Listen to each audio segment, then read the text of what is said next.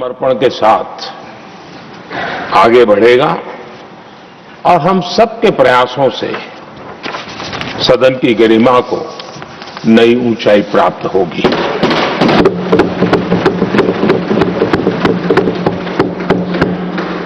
आदरणीय सभापति जी, हरिवंश जी का जन्म जेपी के गांव में हुआ और सहज रूप से ग्रामीण पृष्ठभूमि के कारण उन्होंने अपने गांव के विकास में विद्यार्थी काल से भी कुछ न कुछ करते रहे। उनकी शिक्षा दीक्षा काशी में हुई और इन सारे विषयों पर मुझे भूतकाल में बोलने का अवसर मिला तो मैं काफी कुछ कह चुका हूं, इसमें से आज को दोहराता नहीं हूं। एक बात का उल्लेख आज जरूर मैं करूंगा। आज 17 अप्रैल है और 17 अप्रैल 1927 हमारे पूर्व प्रधानमंत्री चंद्रशेखर जी की जन्म जयंती भी है।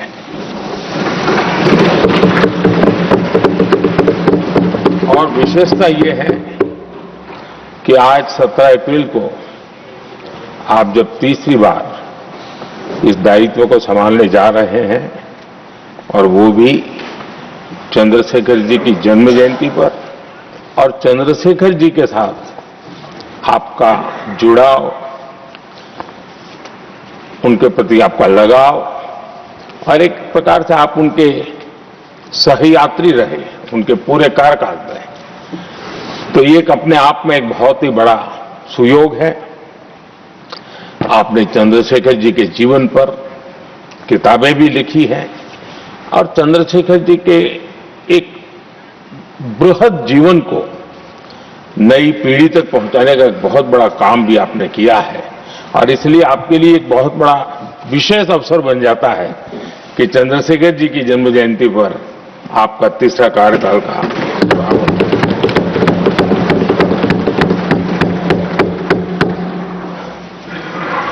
हरिवंश जी का सार्वजनिक जीवन केवल संसदीय कामों तक सीमित नहीं रहा है। पत्रकारिता के उच्च मानदंड आज भी आदर्श के रूप में रेखांकित किए जाते हैं। लंबा जीवन पत्रकारिता का रहा, लेकिन पत्रकारिता में भी उन्होंने उच्च मानदंड को हमेशा आधार माना।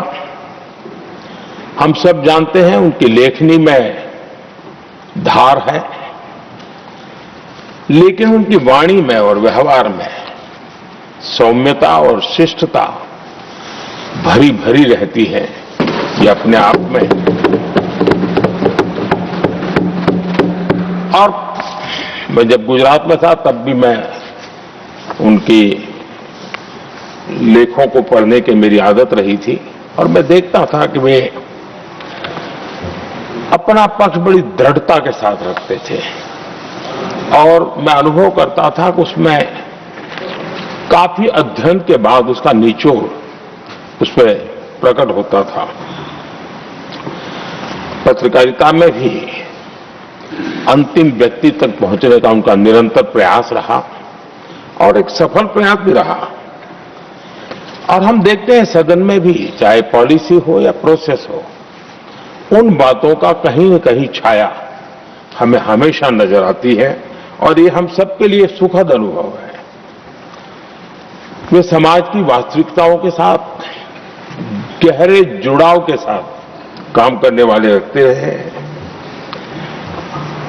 मैं तो कहूंगा जो चाहे लोकसभा हो या राज्यसभा हो, जो नए सांसद आते हैं वे हरिवंश जी से बहुत कुछ सीख सकते हैं, बहुत कुछ बातें करके उनसे जान सकते हैं।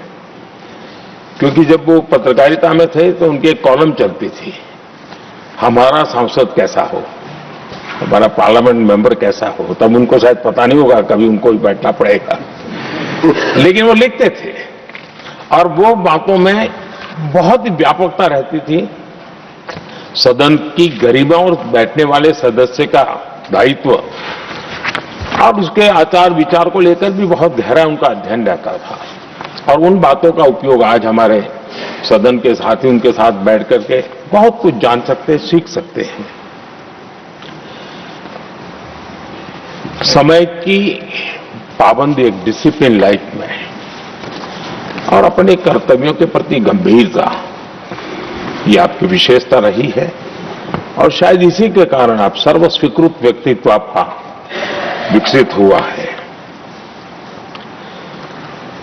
हमने देखा होगा जब से वो राज्यसभा के सदस्य बने हैं, मैं कह सकता हूं कि पूर्ण समय वो सदन में होते हैं।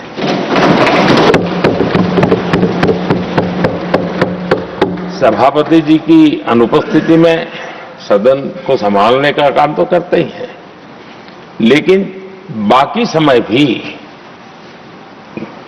यहां कमेटी का कोई भी व्यक्ति बैठा हो तो भी वे सदन में हमेशा अपनी मौजूदगी रहती है।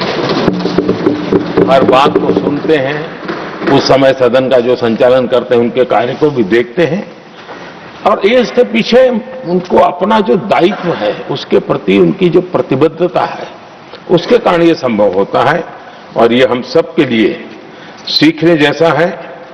और मैंने देखा है कि वो पूरा समय इन चीजों के लिए वो खपा देते हैं। आदरणीय सभापति जी, उपसभापति के तौर पर सदन को कैसे चलाया, सदन में सदस्य के तौर पर क्या योगदान दिया, इस बारे में हम स्वाभाविक रूप से एक सकारात्मक चर्चा करते रहते हैं, लेकिन सदन के बाहर जनता के बीच वो कैसे अपने लोकतांत्रिक और सामाजिक दायित्वों को निभाते हैं, ये भी हम सार्वजनिक जीवन में जो लोग हैं उनके लिए सचमुच में ध्यान आकर्षित करने वाले विषय हैं और हमने उसको देखना चाहिए।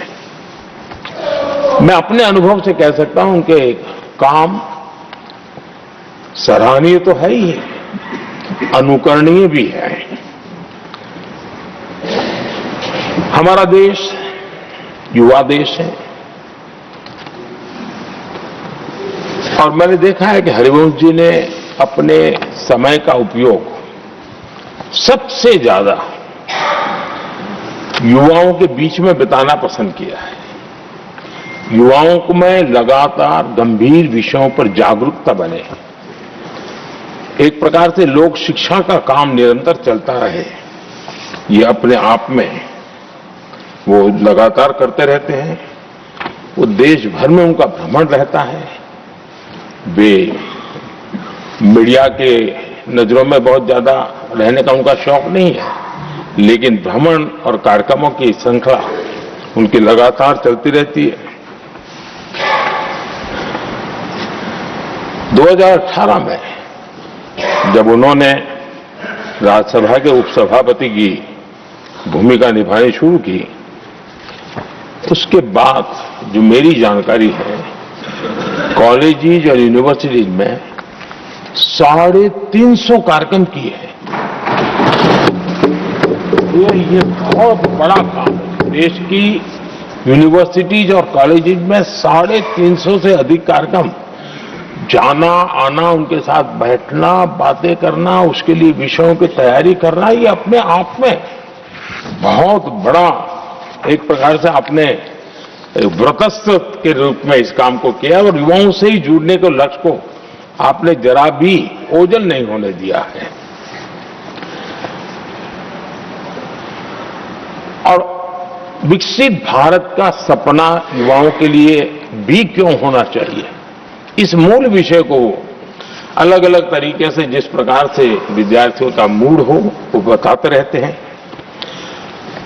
विद्यार्थियों में, युवा पीढ़ी में एक आत्मविश्वास कैसे पैदा हो, निराशा से वो हमेशा हमेशा बाहर रहे, इन सारे विषयों की चर्चा वो करते हैं।